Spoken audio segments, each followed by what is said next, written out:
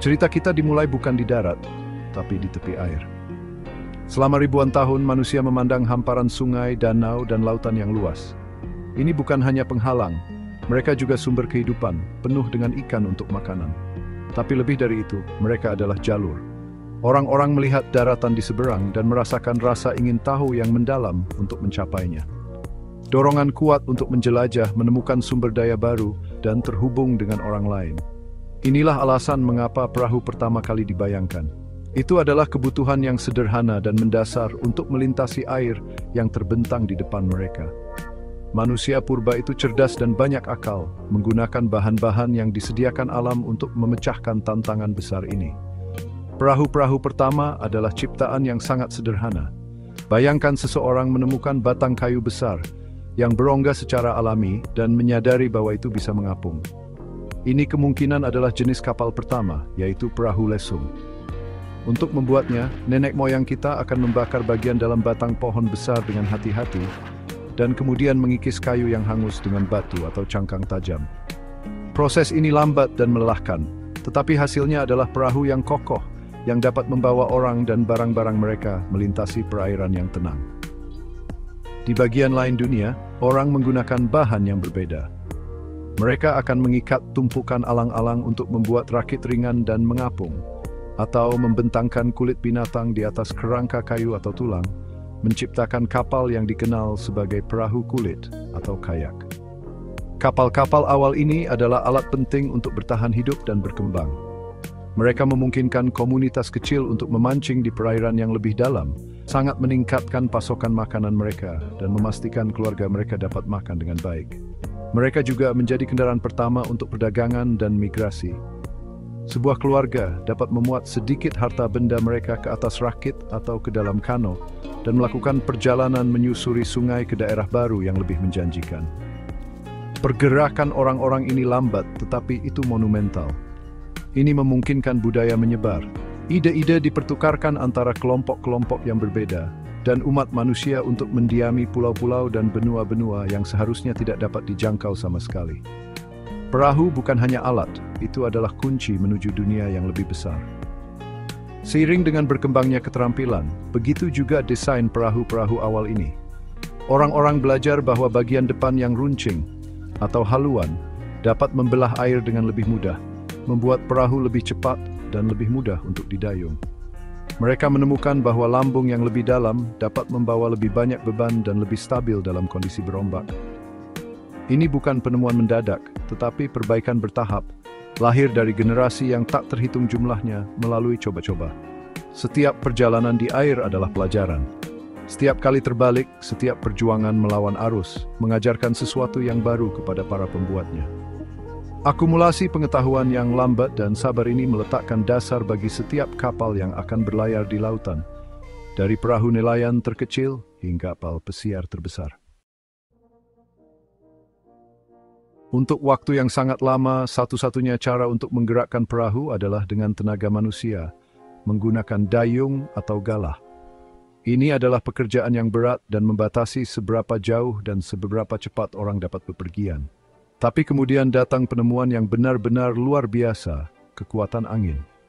Seseorang di suatu tempat memperhatikan bagaimana angin dapat mendorong daun besar atau sepotong kulit binatang dan menciptakan gerakan. Pengamatan sederhana ini mengarah pada salah satu penemuan terpenting dalam sejarah manusia layar. Layar pertama kemungkinan hanyalah potongan kain besar berbentuk persegi atau anyaman tikar yang diikat pada tiang sederhana atau tiang kapal. Itu adalah ide revolusioner yang akan mengubah dunia selamanya. Bangsa Mesir kuno adalah salah satu budaya pelayaran besar pertama. Mereka membangun kapal panjang dan sempit dari papan kayu dan melengkapinya dengan satu layar persegi besar. Kapal-kapal ini berlayar naik turun sungai Nil, urat nadi bagi peradaban mereka. Angin di Nil sering bertiup dari utara, yang sangat cocok untuk mendorong kapal-kapal mereka ke selatan melawan arus. Untuk melakukan perjalanan ke utara, mereka hanya akan menurunkan layar dan membiarkan arus sungai membawa mereka. Penggunaan cerdas dari kekuatan alam ini memungkinkan mereka mengangkut balok batu besar untuk piramida dan kuil mereka, serta gandum, ternak, dan barang-barang lainnya. menghubungkan kerajaan mereka yang luas dengan cara yang tidak mungkin dilakukan hanya di darat. Seiring dengan menyebarnya pengetahuan pembuatan kapal, budaya yang berbeda mengembangkan kapal layar unik mereka sendiri, yang sangat cocok dengan laut lokal mereka. Viking dari tanah dingin Skandinavia membangun kapal panjang mereka yang terkenal. Kapal-kapal ini panjang, sempit, dan ringan. Mereka memiliki satu layar besar tetapi juga tempat untuk banyak pendayung. Kombinasi kekuatan angin dan dayung ini membuat mereka sangat cepat dan serbaguna. Mereka dapat menavigasi lautan terbuka untuk mencari tanah baru untuk dijarah atau didiami. Tetapi desain dangkal mereka juga berarti mereka dapat berlayar jauh ke sungai, mengejutkan musuh-musuh mereka sepenuhnya. Kapal panjang adalah mahakarya desain, simbol kekuatan Viking dan penguasaan mereka atas laut. Di perairan hangat Mediterania, kapal-kapal seperti trireme Romawi mendominasi. Ini terutama kapal perang ditenagai oleh 3 baris dayung di setiap sisi, didayung oleh ratusan orang. Meskipun mereka juga memiliki layar, mereka mengandalkan kekuatan pendayung mereka untuk kecepatan dan kemampuan manuver dalam pertempuran. Di timur jauh, insinyur Tiongkok mengembangkan kapal-kapal luar biasa yang disebut Jung. Kapal-kapal ini memiliki tampilan yang sangat berbeda dengan dasar datar dan layar yang terbuat dari panel bambu yang kaku yang disebut bilah. Desain layar yang inovatif ini membuatnya sangat mudah ditangani dan memungkinkan kapal berlayar secara efisien, bahkan melawan angin.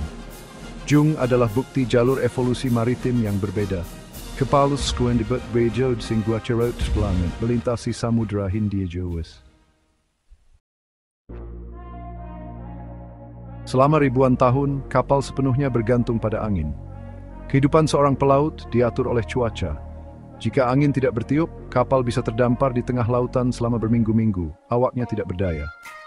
Tetapi pada abad ke-13 dan ke-19, sumber tenaga baru muncul yang akan memutus ketergantungan pada alam ini dan mengantar era baru perjalanan. Ini adalah zaman uap. Penemuan mesin uap, mesin yang membakar batu bara untuk merebus air dan menciptakan uap yang kuat, adalah titik balik. Untuk pertama kalinya, sebuah kapal dapat menghasilkan tenaganya sendiri, bergerak melalui air dengan kekuatan yang andal dan tanpa henti. Kapal uap pertama adalah kapal yang tampak aneh. Mereka seringkali masih memiliki tiang dan layar untuk berjaga-jaga jika mesin baru yang tidak dikenal itu rusak. Alih-alih didorong oleh angin, mereka didorong atau ditarik oleh roda dayung besar yang dipasang di sisi atau di belakang mereka. Roda-roda ini yang digerakkan oleh mesin uap mengaduk air seperti kincir air terbalik. Meskipun tidak selalu anggun, mereka efektif. Kapal uap dapat berlayar langsung melawan angin dan mematuhi jadwal yang ketat, sesuatu yang tidak pernah bisa dijanjikan oleh kapal layar. Keandalan ini adalah revolusi untuk perdagangan dan perjalanan penumpang, membuat perjalanan dapat diprediksi dan jauh lebih cepat. Lompatan besar berikutnya adalah penemuan baling-baling sekrup. Perangkat ini yang terlihat seperti kipas dengan bilah-bilah yang bengkok, ditempatkan di belakang kapal, di bawah air. Mesin uap akan memutar baling-baling dengan kecepatan tinggi, mendorong air ke belakang dan menggerakkan kapal ke depan dengan efisiensi yang luar biasa. Baling-baling jauh lebih efektif daripada roda dayung yang canggung. Itu kurang rentan terhadap kerusakan akibat ombak atau es dan memungkinkan desain kapal yang jauh lebih baik. Dikombinasikan dengan inovasi besar lainnya, membangun kapal dari besi dan kemudian baja bukan kayu, baling-baling sekrup menciptakan kapal modern seperti yang kita kenal, kapal yang kuat dan bertenaga yang mampu melintasi samudera manapun. Kapal-kapal terkenal dari era ini menarik imajinasi publik. Inggris Raya, pemimpin dalam revolusi industri, membangun kapal uap yang luar biasa. Isambard Kingdom Brunel, seorang insinyur brilian, merancang SS Great Western dan SS Great Britain. SS Great Britain, diluncurkan pada tahun 1843, adalah keajaiban sejati. Itu adalah kapal besar pertama yang dibangun dari besi dan yang pertama ditenagai oleh baling-baling sekrup. Kapal-kapal ini memulai pelayaran transatlantik reguler, membawa surat, kargo, dan ribuan imigran yang mencari kehidupan baru di Amerika. Penyeberangan, yang ginduwe imbasvaka waktu bulan Sisared, sekarang diselesaikan di Tinzo barang minggu, mengkundus rain itu bilbaya solicitus sebelum Paris. Hari ini, lautan dunia adalah jalan raya bagi beberapa benda bergerak terbesar yang pernah dibangun oleh umat manusia. Prinsip lambung yang kuat dan mesin yang bertenaga tetap ada, tetapi skalanya hampir tak terbayangkan. Kapal modern adalah raksasa kolosal yang terbuat dari baja berkekuatan tinggi. Jenis kapal yang paling umum yang mungkin Anda lihat adalah kapal kontainer. Ini pada dasarnya adalah platform terapung besar yang dirancang untuk membawa ribuan kotak logam standar, kontainer yang menyimpan hampir semua yang kita beli, dari elektronik hingga pakaian. Kapal-kapal ini adalah tulang punggung ekonomi global, secara diam-diam dan efisien memindahkan barang antar benua, memastikan bahwa produk yang dibuat di Asia dapat berada di rak toko di Eropa dalam beberapa minggu. Teknologi yang menggerakkan dan memandu keajaiban modern ini sangat canggih. Jembatan kapal modern lebih mirip kokpit pesawat ruang angkasa daripada kabin kapten tua. Alih-alih kompas sederhana dan teropong, kapten dan perwiranya menggunakan sistem canggih seperti GPS untuk navigasi yang tepat, radar untuk melihat kapal lain dalam kabut atau kegelapan, dan peta digital yang terperinci. Mesin diesel besar dikendalikan komputer untuk efisiensi bahan bakar maksimum, dan beberapa kapal bahkan sedang menjajaki bahan bakar yang lebih bersih, seperti gas alam cair atau kembali ke ide lama, tenaga angin, dengan layar otomatis raksasa untuk mengurangi dampak lingkungan mereka. Ada berbagai macam kapal khusus yang dirancang untuk tugas-tugas tertentu. Kapal tanker minyak besar, beberapa di antaranya lebih dari 400 meter, mengangkut minyak mentah yang menggerakkan dunia kita. Kapal pesiar seperti kota terapung, lengkap dengan restoran, kolam renang, dan teater, membawa ribuan penumpang dalam perjalanan liburan. Lalu ada kapal penelitian yang menjelajahi bagian terdalam samudera dengan kapal selam dan kendaraan robot dan pemecah es yang kuat yang dapat menembus es kutub yang tebal untuk menjaga jalur pelayaran tetap terbuka. Setiap kapal adalah alat yang dibuat khusus, bagian rekayasa yang sangat khusus yang dirancang untuk melakukan tugasnya di lingkungan yang menantang di laut lepas. Dari batang kayu berongga pertama hingga raksasa baja saat ini, sejarah kapal adalah sejarah kecerdikan, keberanian, dan keinginan tak berujung manusia untuk terhubung dengan dunia.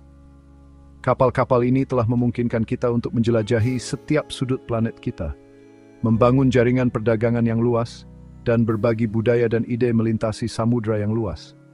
Mereka telah berperang, menyelamatkan nyawa, dan mendorong pertumbuhan peradaban modern kita. Lain kali Anda melihat cakrawala, ingatlah perjalanan panjang dan luar biasa melalui waktu. Ini lebih dari sekadar kapal. Ini adalah simbol kemampuan luar biasa spesies kita untuk mengatasi hambatan dan mengubah samudra yang luas dan menantang menjadi jembatan yang menghubungkan kita semua.